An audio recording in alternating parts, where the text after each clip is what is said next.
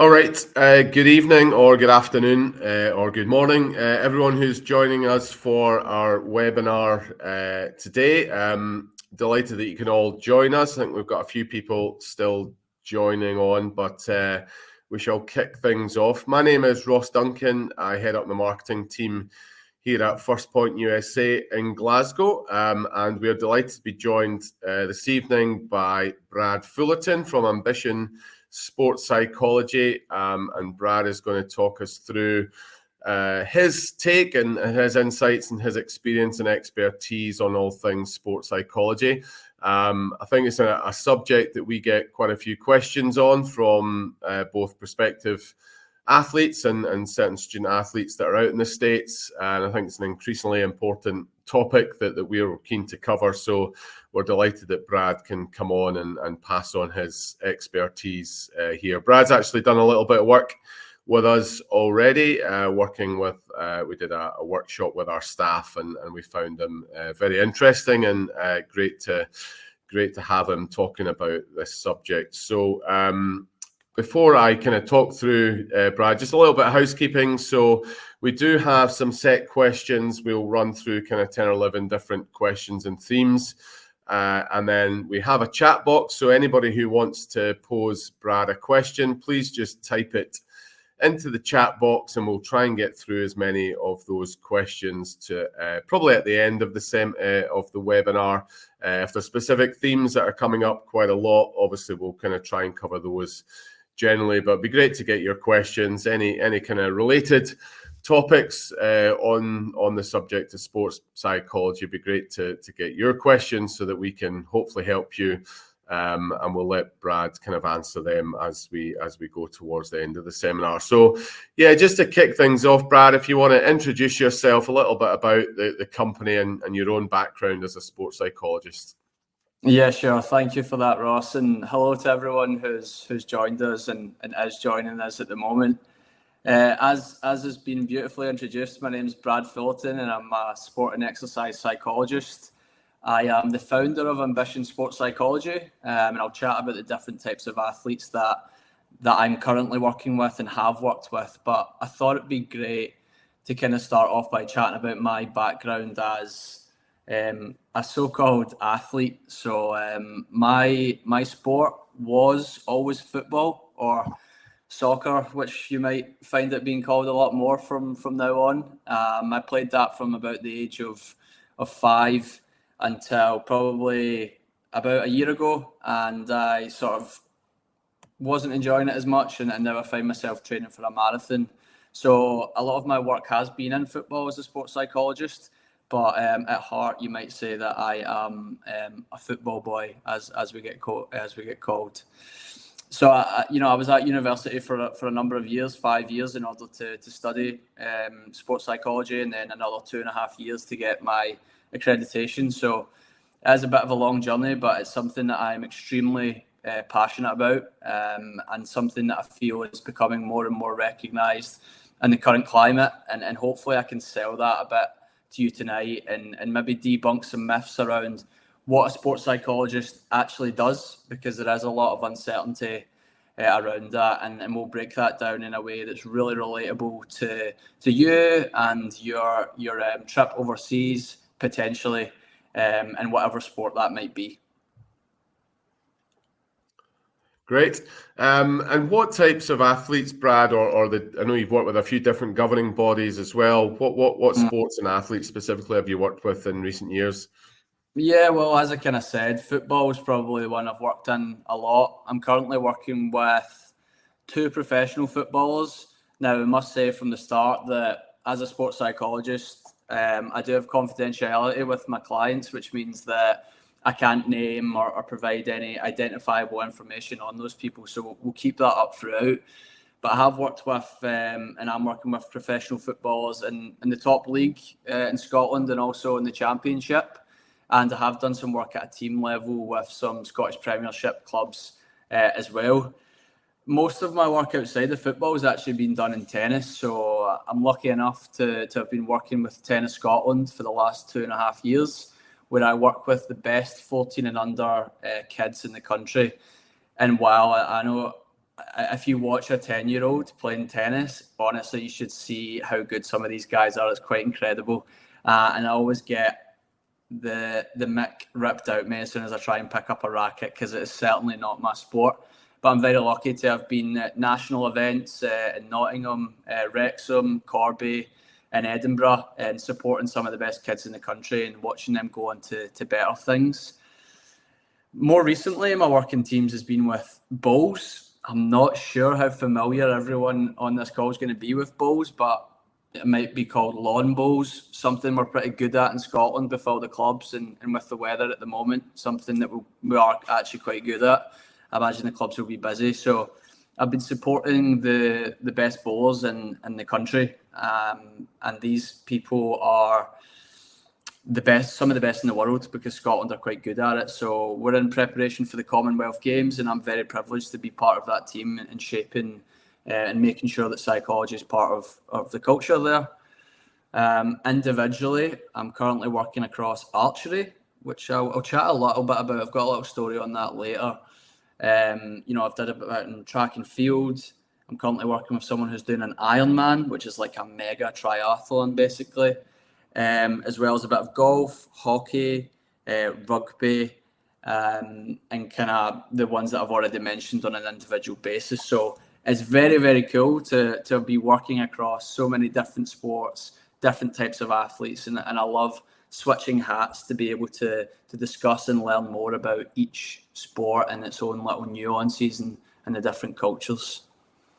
That sounds great, and you've obviously got a good breadth of experience across those sports. But as we've chatted before, a lot of the principles carry over, no matter the sports. So hopefully we'll cover some of those individual sports, but also get your kind of general thoughts on some of the subjects we're gonna cover. So I know one of the key things, we've got a mix of athletes on the call with us this evening. Some will be heading towards that sort of transition phase of going across to the States or starting college this fall, which is only a few months away, and moving into that new environment. So Brad, if you can kind of talk us through that sort of transition into a new environment, which is obviously very relevant for first point athletes, and how sports psychology can help with that transition.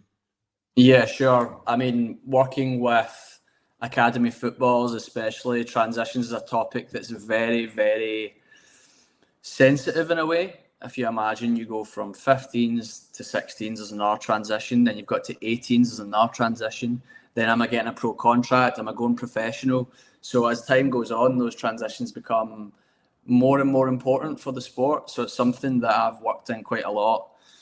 With transitions, there's two types that you can break it down into. You've got normative transitions, which are the ones that you know are coming up, i.e., I'm going to the States in July or whatever that might be. You know that one's coming up. So those ones are actually relatively easy, or more easy to prepare for, because you've got a bit of time in advance to prepare for that happening. The ones that are the most challenging, and I work with athletes on this quite a lot, is the non-normative ones, which means out of the blue, I've just done my ACL, I'm out for the season. There's absolutely no way for me to prepare for that. And what transitions are they're a period of change.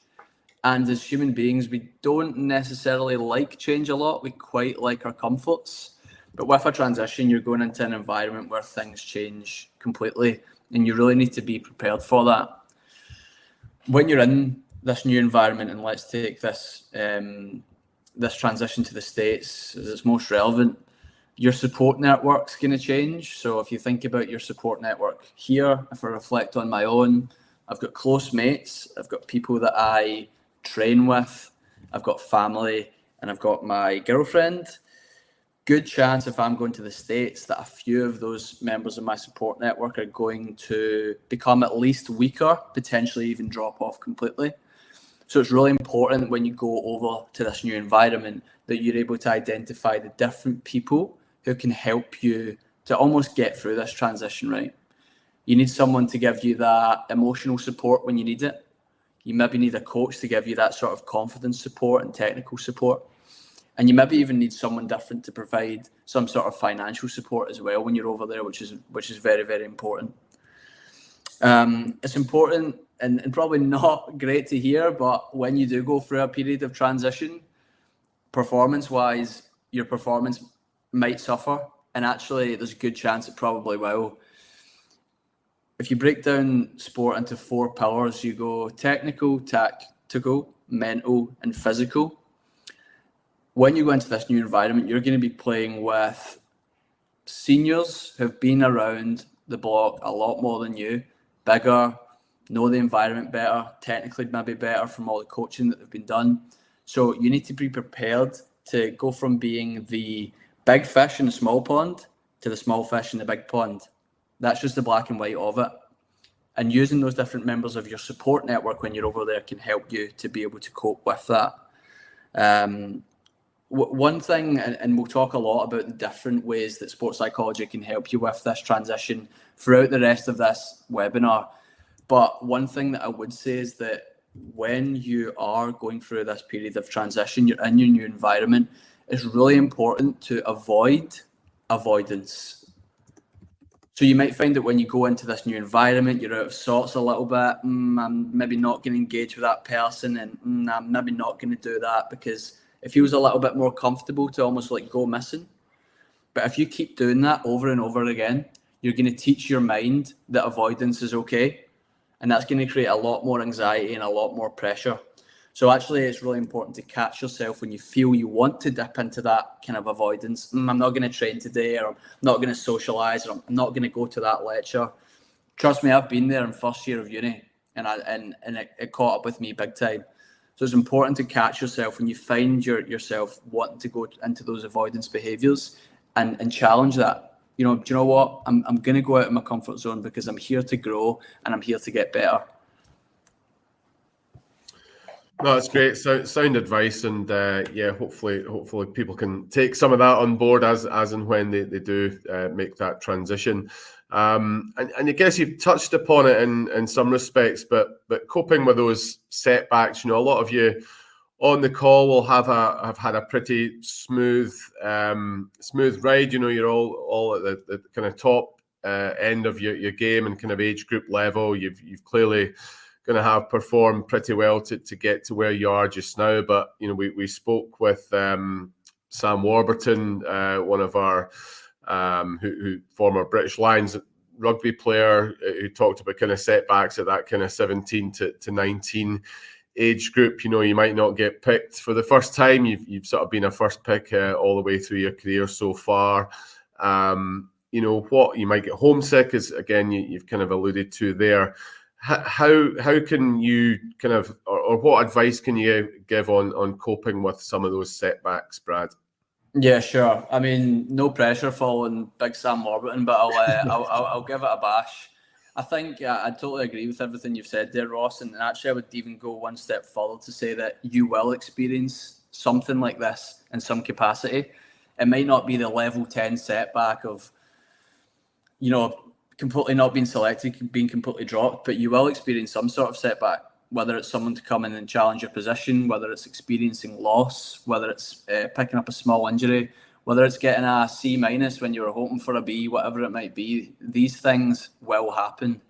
Now, these things in themselves aren't bad things, but how you deal with it can be a good or a bad thing, right? Something I encourage a lot of my clients to try and embrace is this, and you might have heard of it as well, is like a growth mindset. So a growth mindset is someone who sees mistakes as an opportunity to grow. It's someone who's willing to go outside their comfort zone because they can see the big picture. It's someone who's willing to learn and believes that they can develop. So when you're faced with a setback, can you try and embrace some values and some behaviours that align more with that? Because the way that you bounce back is almost more important than the thing in itself, if I'm making sense. And the buzzword today in sports psychology and the media is resilience or mental toughness. Personally, I prefer resilience, but that's literally what resilience is. It's the ability to bounce back from a mistake, from a failure, from a loss. And I can bet you that your lecturers, your teachers, your coaches, and your teammates will be looking for how people deal with mistakes. Do you want to be the person that goes in, for lack of a better phrase, the huff when they don't get picked and it's displaying the negative body language? You know, you see it on the telly, punching the bench, kicking the water bottles. Or do you want to be someone who's willing to reflect and try and deepen why this thing has happened, make sense of it so that you can limit the chances of it happening again? Would be it in a nutshell. I hope I've done Sam a bit of justice there as well. Yeah, similar. I think he touched upon the words growth mindset as well, and he was obviously coming from it from a slightly different angle on strength and conditioning. But again, that's good advice, and again, something obviously if you were working individually with an athlete that you're going to go into a little bit more detail on as well. But that good to keep that phrase in mind for anyone who does suffer setbacks. So moving on to, I guess, more of a kind of technical thing then, emotional control. We talked about previously, something that's key to being a successful athlete. So from your experience, how can an athlete develop some effective strategies to cope with those emotional demands as well as the physical demands of playing sport at a high level? Yeah, for sure. It's a great question. And again, it's a very hot topic. A lot of athletes come to me and think, I'll work with Brad, he'll help me to stop experiencing this emotion, which I tell them straight from the jump is completely impossible.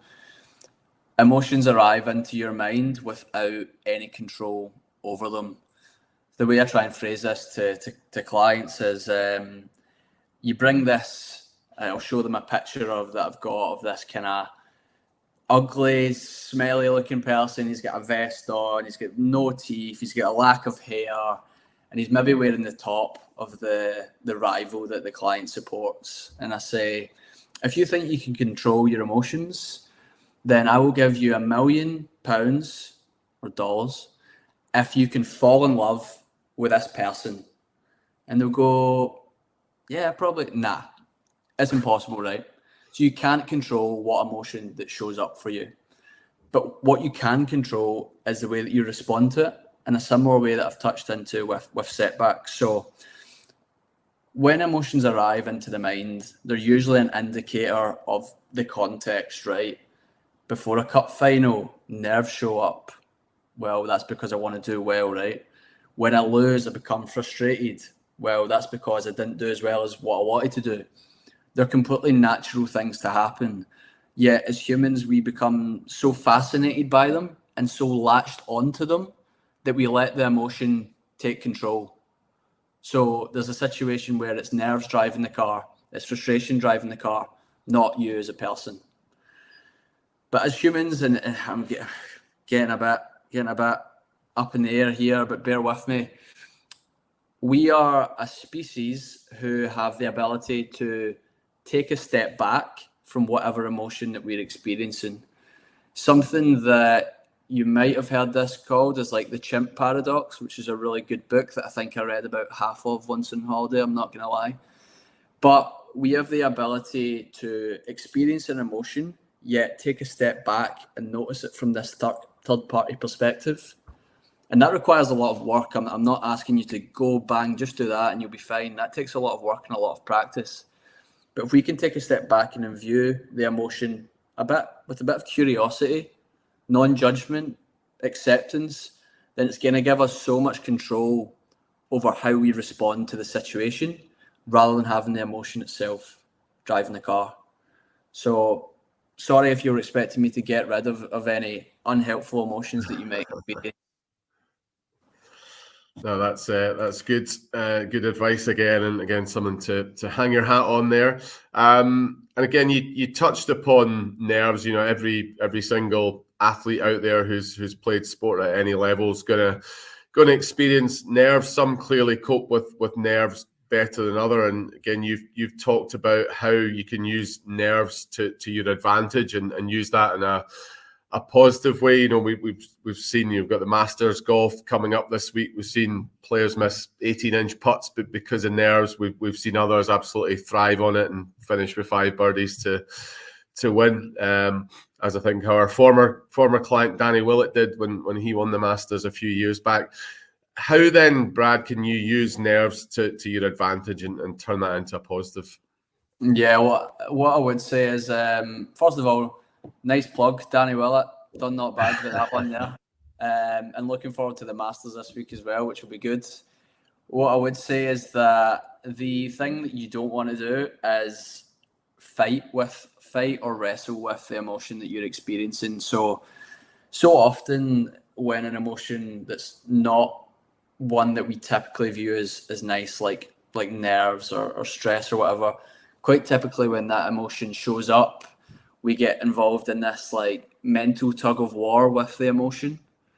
So the way I try and pose this to clients is if you imagine nerves as like this big sort of nerves monster, pressure monster, whatever you might feel like. And what happens when the pressure monster, the nerves monster shows up, we get into this like tug of war with it. Oh, I must fight this emotion. I must get rid of this emotion. And actually, it has the complete opposite effect. When we start doing that, the monster's always going to win, right? And all of a sudden, we're caught down in this pit of loss due to the wrestling with the nerves in the first place. So when nerves show up, can we view it with a little bit more openness? Because the opposite is we have an association with nerves. Oh God, I'm nervous. Oh, I always play bad when I'm nervous. Why? Oh my God, why am I nervous? I need to do something to feel nervous. When you put so much mental energy into that fight in itself, you're taking the attention away from the thing that you need to do in the moment. So it's actually really counterproductive. If I'm sitting in the changing room or the locker room, or if I'm on the 18th green, and I'm trying to fight an emotion and get it away, that's going to exhaust me. And it's going to take my attention away from key moments that I can actually put into, okay, how can I do this skill? How can I really perform well? So it's almost like working against you in that sense. So something that I ask my clients to do, and I always assign them little challenges like in between sessions, would be, if nerves is the issue, of course, can you or are you willing to sit and feel nerves? Are you willing to sit in that present moment and experience what that's like? Where does that show up for you in the body? Physiologically, does anything happen? Like for me, like maybe my hands are sweating, maybe my heart rate's a bit up. Do you do anything behaviorally? Like maybe a bit of avoidance? And mentally, what's going on? Like, what are the thoughts and feelings that your mind's telling you? And all of a sudden, we've got this really deep understanding of why nerves are showing up for us, where it shows up. And that just means that we're more prepared for it to show up in the big moments. So practicing it on a really small level means that when I'm on the 18th, when I'm taking a penalty, when I'm serving for the match, or when I'm kicking for the match, that I am more ready to experience nerves. And when I'm more willing to do that, I'm not in this fight, right? I'm not in this mental battle, which means there's a better chance of me being able to perform the thing that I want to do well in that moment. And if I could just lastly add another piece that I feel is quite good is I like to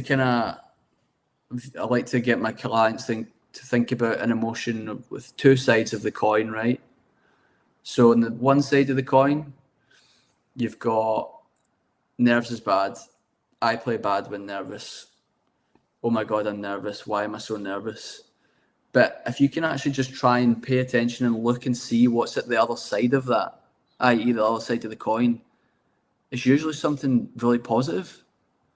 So it's because I want to do well. I want to make my team proud. I want to make my family proud. I want to be competitive. I want to be a good performer. And if we can look at it like that, then it's a much healthier and easier way to use nerves than the top side of that coin.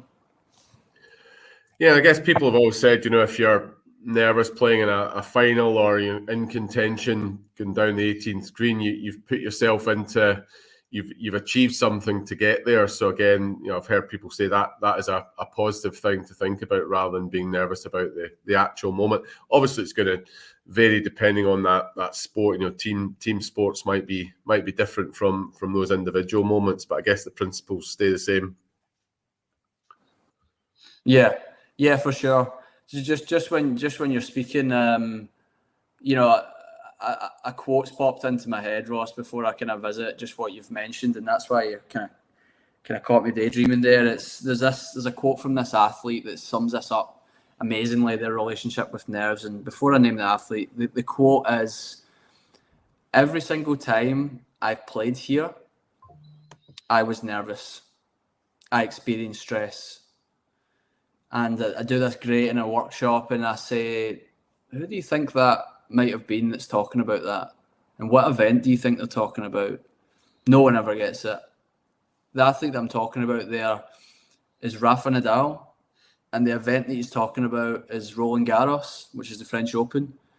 And there might be some more knowledgeable people in tennis than me here, but I believe he's won it something stupid like 17 times. And he's experiencing it. So it's a normal thing to go through. Ross, your question, sorry, was just about translating nerves. Was it in a team and individual context? Yeah, would there be any differences? Obviously, if you're an individual at tennis, you mentioned golf would be one versus, a rugby player or a footballer. Is that, do the principles apply the same, or can you treat that slightly differently? I think they're the same, but like when there's an individual athlete, they tend to seek support on nerves more quickly than a team player, because the team have got the rest of the team to almost support them. And I always find that nerves maybe aren't as relevant in a team context as sometimes what they will be for individual athletes who feel a little bit more isolated, a little bit like the world's on their shoulders. In the team context, what I would encourage you to do as a teammate is learn a little bit about your teammates and try and recognize when one of them might be experiencing some sort of nerves, and work out what is the best approach to help them. Some people, it might be a little bit of distraction or kicking the ball about or whatever. Some people, it might be a bit more of a conversation. Others, it might be something different completely. The important thing is that if you're in a changing room, if you're feeling nervous, some of your other teammates will be there as well. Some of the people in the other locker room will be feeling it as well. The coach will be, the fans will be. So don't feel like you're on a sinking ship of nerves by yourself. Make sure and seek support for it, but also make sure that you're helping other people, because it's a very normal thing and it's part and parcel of sport. Good stuff. Thanks for that. I guess something, again, that's maybe a little bit more strategic and longer term is the need for goal setting on an athlete's journey. And I suppose sports psychology goes a little bit hand in hand with that. How do you work with athletes on goal setting, and what steps would you kind of help them on that journey with? Yeah, for sure. Goal setting is obviously something that I'm contacted around often, and I think typically it's something that is associated with a sports psychologist. Goals are great, right? It's very, very important to have goals in mind. However, if someone comes to start working with me and says, look, I want to get my handicap down from this to that, or I want to be scoring this amount a season, for me, that's not work that I feel comfortable doing. I can help you to get better as a person. I can help you to deal with the thoughts and feelings that your mind shows up. I can help you to create values and live by those. But banking on being able to do X by the end of the season is something that I won't be able to guarantee. So something I try and challenge clients to think about and assign little tasks on is to, and it's something we'll do together, is create values. So like as an athlete, and if I reflect on a current client of mine, their athletes their values being physicality, resilience, communication, and I want to say confidence. So you've got a bit of a framework then to then work through and say, between now and the next session, my challenge to you, and this is a little goal for them to work towards, would be to try and live by those values as much as you can. So what does resilience look like as a value? Well, it means when I make a mistake, I get back into the shape quickly and I don't let my head drop. What does leadership look like as a value in action? Well, it's communicating in the changing room, but it's also communicating for 90 minutes, not just for 20 minutes. And what does physicality look like? Well, it's challenging for headers.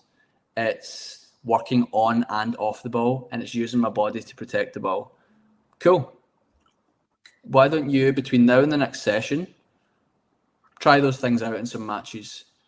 And something that I use is like a values bullseye. So if you imagine like an archery target or a dartboard, and you get the client to place an X like closer to the middle in terms of how well they feel they've represented that value.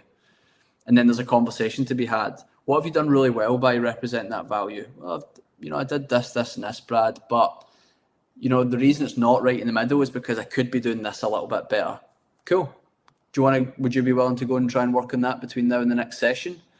And with this client I'm thinking of in particular, performances start to come with that, opportunities start to come, and you know what? Enjoyment and well-being is sky high because they're living their life as an athlete through values that are really, really important to them.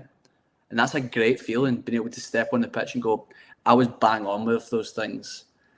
So it takes a little bit of pressure away from being solely outcome focused. I want to get this many man of the matches. I want to score this many a season. I want to win this and this and that, to a little bit more of a process approach.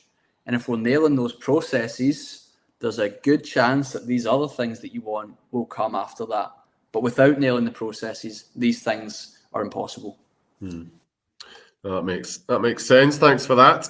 I guess moving away slightly from the sporting side of why we're here. Clearly, if you're going to be a student athlete, you're going to have to study and work hard in class and keep up with your exam results and that sort of thing.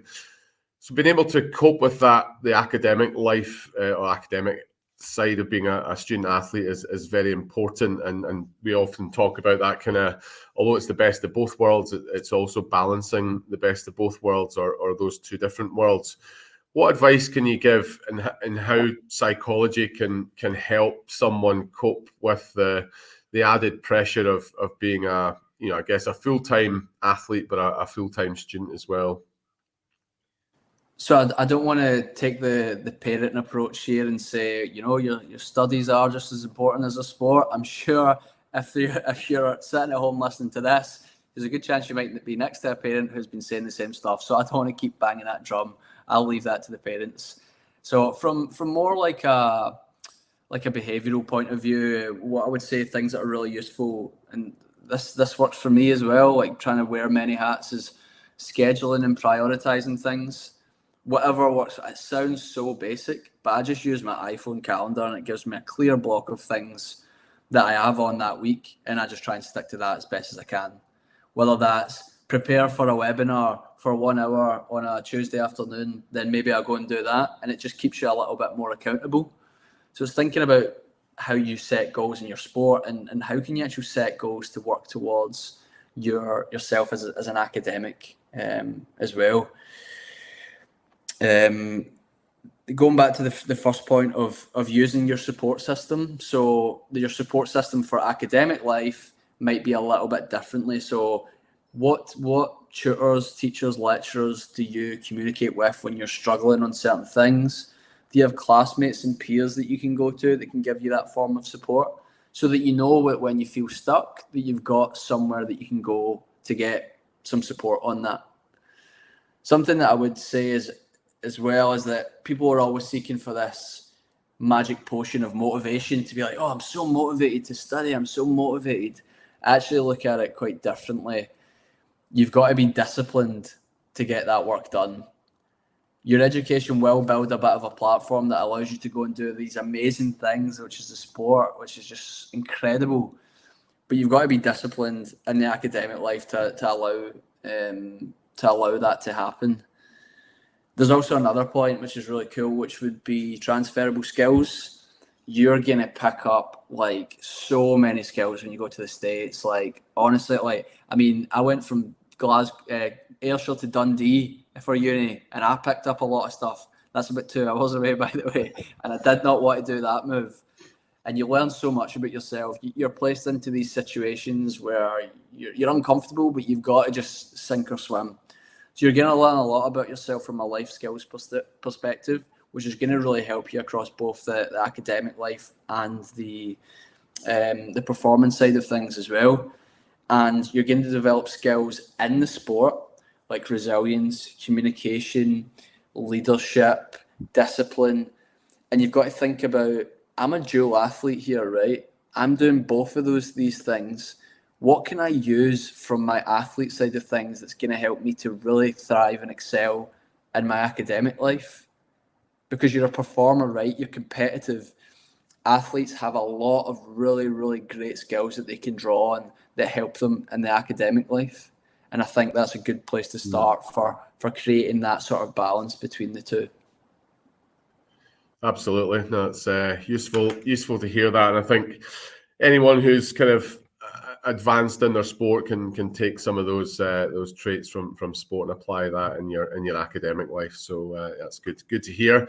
I know you said at the start you can't name any athletes that you're working with, but we always like to kind of share examples on our webinars and kind of show how our experts have worked actually in practice rather than theory. So without naming anyone, if you could give us an example of someone, either an individual or a team that you've worked with where you've seen maybe the biggest turnaround in their performance through the psychology work that you've done with them, and how, I guess, how that athlete or team managed to change. Yeah, sure. Well, I've supported athletes who've went from reserve football to being called up for their national team across the season. So I'll take a smidge of credit for that type of outcome. But I'd like to talk more about the mental change, the psychological change that I've experienced with an archer who I've been working with for 17, 18 sessions now. So we've done a real good depth of work. And when this archer came to me, it was in order to shoot well, I need to do this specific routine. When I'm on the line shooting, I need to think this to myself, and I need to be in this specific zone in order to perform well. In my work, that's something that you would call psychological inflexibility. So you're not psychologically flexible, which means that I'm very rigid. I need to do things a certain way. And you know what happens when something unexpected comes along, like that random thought, that random feeling? They absolutely shit their pants, basically. We'll not beep you there. So they're psychologically inflexible, so that when pressure shows up, when these thoughts show up, they become a bit startled. And you know what? When I'm startled, when I'm trying to shoot, oh God, I'm so startled. Why am I so startled? Arrows start flying all over the place. Performance starts to suffer. So what I did is challenge the athlete on some of those beliefs that they had. Where did you learn that that's what you actually have to do to perform well? Could you tell me about a time where you performed well when you weren't doing these things? Blah, blah, blah, blah, blah. All right, cool. So that's actually possible. And what we've moved from is moving towards psychological flexibility, right? So the metaphor that explains this really well is like we've taken this athlete's mental capacity to cope with thoughts and feelings from a shot glass. You imagine you pour water into a shot glass, it overflows pretty quickly. We've moved it all the way up to a bathtub now.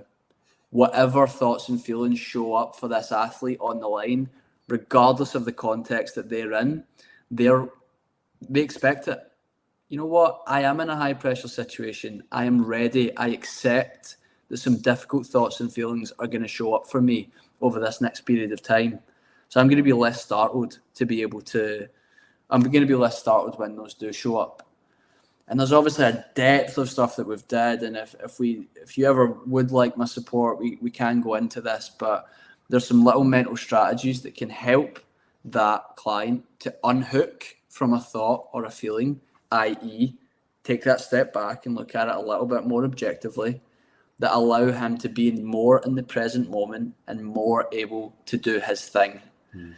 And now this athlete, won the Scottish Indoors, which I was lucky to be there for, and we'll be shooting at the GB outdoor event in the summer. So it's a high-performing athlete who is unlocking a little bit of mental stuff that's not really been there in the past. And you know what? Because they're putting in that groundwork from a mental side of things, those results seem to be coming a little bit more. So that's been an amazing piece of work and something that I'm very, very proud of. And it's great to work with people on that level. Yeah, rightly so. Well done on that front. And final question before we kind of go to the audience then. Again, you've kind of touched upon it in one of your answers previously. What would be the kind of difference in your approach between working with an individual athlete, and some of the athletes on here tonight will be in that camp, but then what's the difference in working with a team, and do you need then that kind of whole team to buy into what you're telling them? Yeah, well, I think as a sports psychologist, there's a kind of rule of thumb when you work with teams. A third of the room are in it, they're engaged. A third of the room you can win over, and a third maybe don't care so much. However, that little kind of ratio might be changing as sports psychology is more accepted. So what I'm trying to say is I'm quite used to people not really necessarily wanting to buy into what I say. But as a psychologist, buy-in is the most, like for me, buy-in in relationships is the most important thing. So I'll do everything I can when working with that team to get those little bits of buy-in here and there. Oh, you've not got a pen in the workshop that I'm doing? Pen out my pocket. Here you go. Walking up the stairs. Oh, little casual conversation there. During the drill, little bits of validation, and all of a sudden, that psychologist is actually all right. Maybe I'll kind of listen to some of the stuff that he's saying. So that part of it is a little bit more unique in terms of trying to get everyone to buy in versus just one. But a really cool way to do that, and when I work with teams, is you do it through the coach. So the coach is the person that works with them the most from a technical perspective. Can I communicate with the coach, maybe even do some workshops with the coach or some casual conversations, and then get them to relay that in the session? So then it's like disguised psychology is happening in the session, and I'm looking at the side going, you're all actually buying into this right now. You just don't really know it. So sometimes that's the case, and other stakeholders are very important, like parents. A lot of parents will be on this call right now. I find it a daunting delivery when I'm working with parents, because I feel like I'm putting myself out there to get kind of shot down basically and challenged, which makes me nervous, I'll be honest. But it's really, really important that I get parent buy-in, because I'm talking about the coach getting time with the players. The parent gets time with them all the time. Like, whether it's taking them to school, whether it's taking them to tournaments, whether it's having dinner, there's always an opportunity for what I believe and what we believe as a team to get relayed through the parent. The most important part of psychology in teams, and you'll have seen it with Arsenal's a good one, good result last night, is siege mentality. It's us versus them. It's a clear, observable identity and values as a team, and everyone's singing from the same hymn sheet in that sense. So if you can create that and get input from everyone, then you're all going to want to work towards that common goal.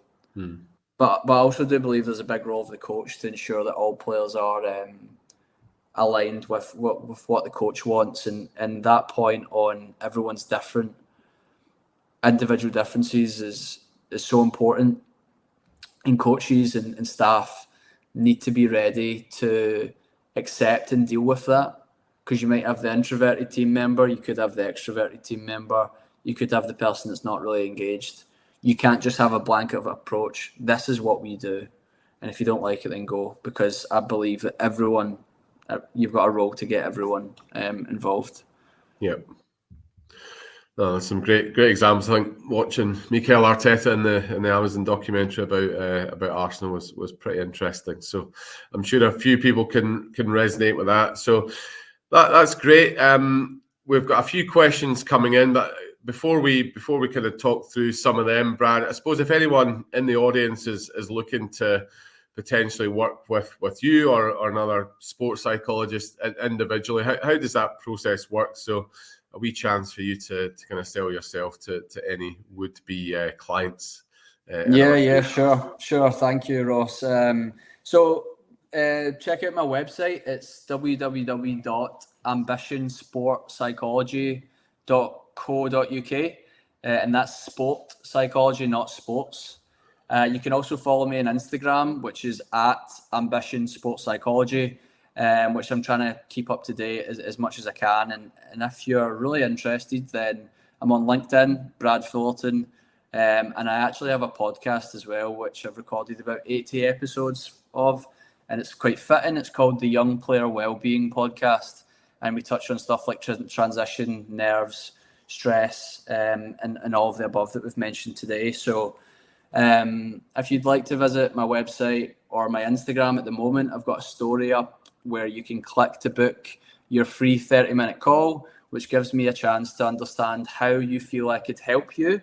And obviously that's completely free of charge, no strings attached. And that allows us to map out what the support might look like. And then from there, we can take it on a session by session basis. As I've probably alluded to, sessions are 1 hour. And I like to assign my clients mental training tasks between sessions to ensure that they're working hard on the things that was spoken about as well. So if you've liked the sound of me and you've kind of thought this guy's actually okay and maybe sports psychology is something I could get involved with, then please kind of visit those places, and I look forward to the follow requests coming in tonight. Yeah, we'll share those links as well in the follow-up email with the recording in this in the next couple of days. So yeah, back to the questions, and a good one, I suppose, for quite a few of our athletes who come along to our trials, and we host trials up and down the UK and certain other countries as well, mainly in soccer, but also rugby and a few hockey trials as well.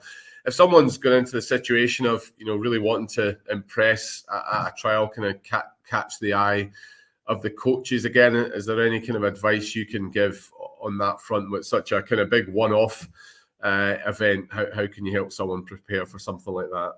Yeah, for sure. I mean, it's like a cup final event, isn't it? So when you're going into that, and I've probably been quite blunt throughout, but you will experience some sort of nerves. So be prepared for that to come on.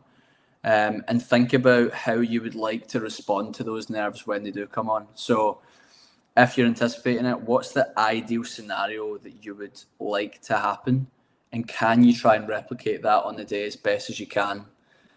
It's important to think about what your strengths are and what things that you can control that are going to help you to get into the game a little bit at first.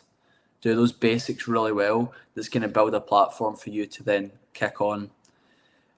Do not try and do something that you have not done before is always a key one. So don't do wee flicks in the corner if you're a centre half who's quite good at headers and playing it out to the fullback.